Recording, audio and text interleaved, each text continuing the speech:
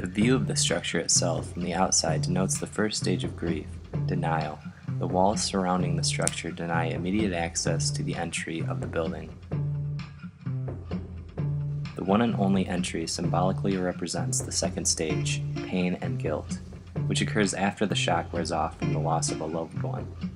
The natural topography of the land mysteriously sinks someone down into the cafe just below the green roof, as if they were to go underground. Here, a conjugating area is provided and represents the third stage of grief, anger and bargaining, which occurs when one may feel frustrated and lay unwarranted blame for the death of someone else.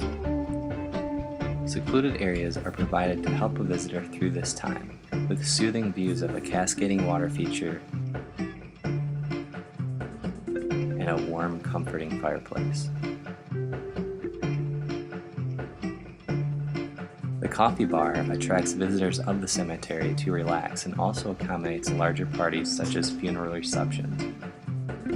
A visitor's anger and bargaining can only last for a period of time until one must search for a deeper meaning.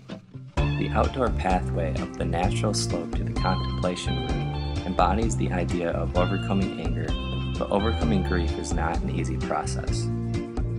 The contemplation room symbolizes the stage of grief where one may feel depressed and lonely.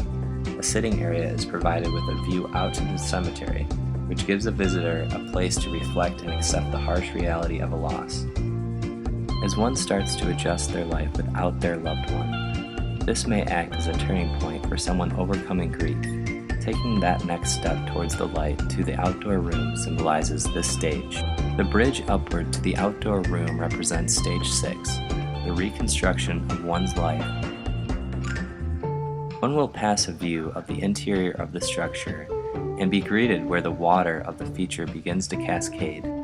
The outdoor room depicts the final stage of grief where one accepts the loss of their loved one and moves forward.